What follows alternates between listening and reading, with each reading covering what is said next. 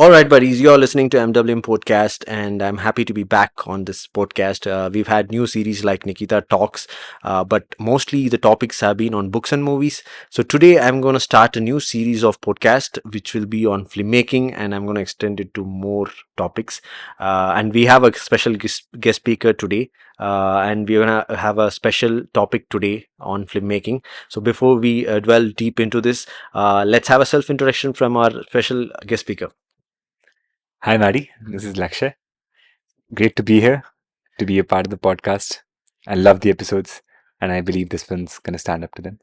Okay. Yeah. So Lakshay has been with our group for almost a year now, and mostly he's participating in the film shoots, and he's more towards cinematography. And this year he's concentrating on direction and writing as well. But Lakshay, today's topic, we want to explore cinematography. Which is both our interest. So my questions to you would be towards the camera that we use for short films, especially being a independent filmmaker. So what all we have to use. So you have made a short film in college. So which camera you used? So, in college, we had two options. Okay. Either we'll take the best phone that the whole lot has, and at one point it was a Redmi Note Pro 3, and we had to make do with that. And for us, it was pretty good. Okay. And like for our course, we got another camera, which was a handy cam. So we got a tripod and a handy cam. So it was the first time working with that, and I think for at that point of time, that was the pinnacle of camera work for us. So in college, yeah, that's where we started, and that was pretty fun. Okay. Okay. So fast forward last year 2023, and you participated in one of the taxi robo shoot days. I remember fifth day or sixth day where we are shooting the passenger scenes, and you somehow got the chance to see the storyboards, and we were still shooting an iPhone that time. So what did you feel about it, and did you come across people shooting an iPhone, and what do you think basically on that day? That day was a total surprise because I did not expect that to be such a professional setting going in, Okay. and I definitely did not expect a storyboard, and that to for that to be computer generated, like generated on a software and not on paper, was something next level shit. So for me, that day was very like told me that day I realized that the independent filmmakers in Bangalore are pretty professional in how they do their work. So that was a eye-opening moment for me, and also a very inspiring moment in that I could see myself doing that Okay. and learning from that and possibly replicating and building on top of that. Okay. I do not remember well, like if you participate in shoots where we have after that Taxi Robo, where we were shooting an iPhone. But I remember very soon you got an opportunity to use Sony Alpha 7, and you are the cinematographer for Oops. Yeah. So we just released it 1 week back.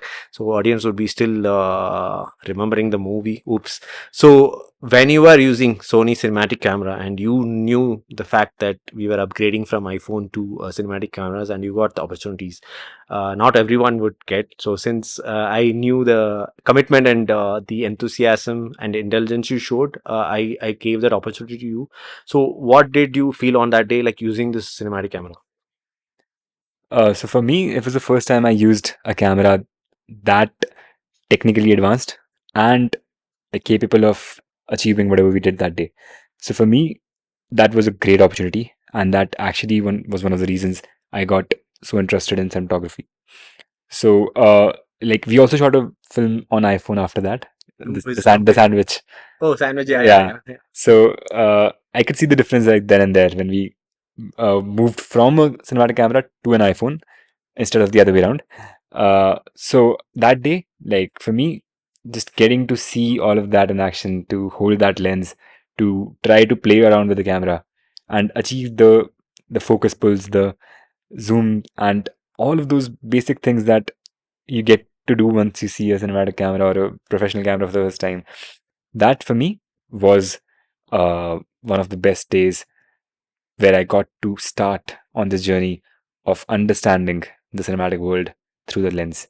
And for me, I mean, I would say that has actually been the reason that now I'm looking forward to buy a camera and invest in that direction to become more comfortable with that and get that roadblock out of the way when I think about making films, about directing films, having that expertise to that extent where I don't have to worry about it. Okay. Yeah, as you pointed out, you participated in the iPhone filmmaking shoot as well. Like this year, we had a long pause, and then we were starting from ground zero, and we shot with iPhone again, like the basic shoots that we did. So tell me the same thing. I think the question that I asked on the other day in an interview, in iPhone, what are the advantage, and in the cinematic cameras, what are the advantage? Uh, so, in my opinion, be it an iPhone, be it an Android phone, be it any mobile phone today, it's such a great time to be because everyone has a mobile phone and that enables you to do whatever you want.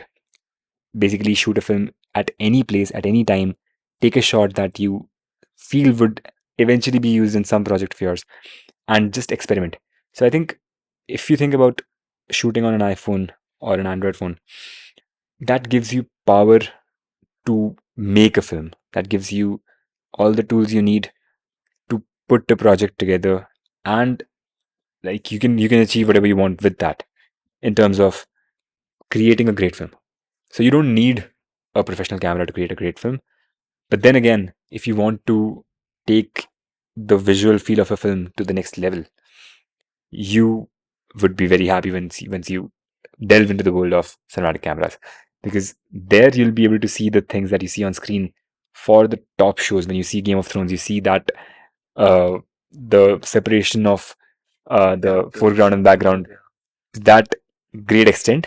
You can never replicate that through an iPhone. So to bring the subject into focus, to bring the character into total immersion, once you do that with the cinematic camera, there's no going back, because you can tell very clearly from a single shot whether Yeah, that shot has been taken from an iPhone or from a cinematic camera. And once you go to the other side, that difference makes a huge, like the product, the end product, being a professional film versus it being an indie project, can be a huge difference. can be a huge difference, and can be completely dependent on the camera you use. So coming back to it, like the first thing that you want to achieve, like that you need for a good film, is not a good camera, but a good camera goes a long way in improving a Yeah. film. Yeah, I agree with. I'm also in the same shore. You know, I think if you compare the Mr. Black episodes, the episode one of season four, we shot it with iPhone. The content was really good, so it matched up to Mr. Bean standards. So it was hilarious. But then the latest episode now, which is Mr. Manga, so the content again is good, matches up to Mr. Bean standard, but the output, if you compare, I personally prefer shooting it with a cinematic camera. So Mr. Manga was shot with Sony Alpha, and I love the output. So that is why I kind of let's make improv movies with iPhone, but if you're planning and putting up camera work or storyboard stuff, putting in the effort to do those documents, then we'll have to go for a cinematic camera. And okay, talking about the movies which you worked, whoops, Taxi Robo, and you have seen the output of Mr. Black, Mr. Manga now. So talk about these three movies output. How were they, like, technically, on camera work? So I would say Taxi Robo is very it's one of the best films, the best short films that I've seen of yours. Despite of it being shot on an iPhone, the camera work is impeccable. The way, like the camera movement, the cuts. I mean, when you see that, then you actually double think whether, like, do you need a cinematic camera at all? So that's what I meant when I said that you can create a great film with an iPhone. But if you compare shot wise, if you compare the visual feel of a single shot, of the separation of depth of field, I think for me that's one of the biggest differences, because a lot of the color grading can be achieved in post. And if you shoot the scenes very well, if you're very well planning the whole shoot, then you're able to minimize those differences in post, or by making sure that the lighting is the same and you don't need to set the white balance and everything in advance. So all of the capabilities that you get from a professional camera, once you eliminate a lot of them from your uh, iPhone, you're able to achieve a very good output. But if you want to take that to the next level, you get to a cinematic camera. So for Oops, you could see that the visual feel of the film was industry level, and you could understand that okay, we have these shots where we're pulling focus from one character to the other, and you see that on screen, and it looks incredible.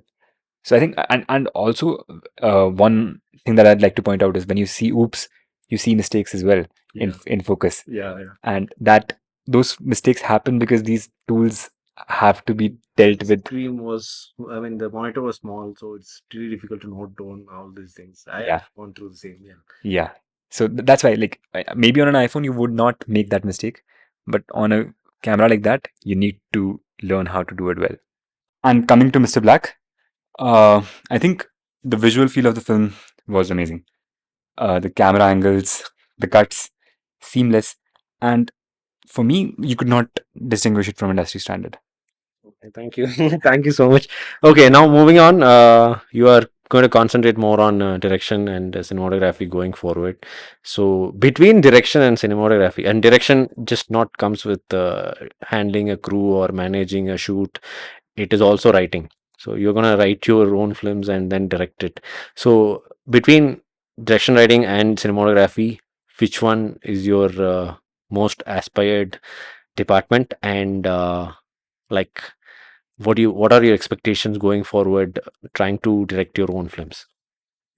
So I think for me, direction and writing would be the first thing because I think the biggest difference you can make, the biggest impact you can make is through a good, well written film and a well presented film. So with cinematography, you get the visual feel of the film, but the whole project, uh, I think the biggest impact you can have on a project is through writing and direction. So that's why I believe for me to leave a mark, the easiest way to be to do that would be to be a good writer director. Okay. But I think the hardest thing to do is probably writing direction. So Okay. so that's why I feel like that's something I want to do, but I've got such a long way to go there that I'm just looking forward to doing it better every day. Okay. On cinematography. On cinematography, I think my first goal is to get the basics right, to be able to shoot, look at films and understand them and replicate them and think about it visually, and then combine it with different elements. Because that's when the most interesting things happen when you are able to combine sound and visuals together. So when you have a scene and you're able to heighten the highs of the scene and present that impact, if you write a scene well and your camera work is shaky and not up to the mark, you're not emphasizing the important characters enough, the audience senses it. So, irrespective of who's watching a film, the film has to be shot well. Cinematography is a very integral part of it, so you have to get it right. And taking it to the next level will take your film to the next level. And that's what I want to do. Okay. Okay, thank you so much, Akshay. I hope and I wish that you make more films and you make more films for us and also give me acting chances. So I'm looking forward to your direction and your directional debut is happening soon. So I wish you all the best and may all your dreams come true. Thank you for being on the podcast. Thank you so much. This is a great experience. Yeah. I hope you guys enjoyed this podcast on filmmaking. I'm gonna extend it to different topics like gaming and other segments like theater. So look forward to more series and more episodes of podcast.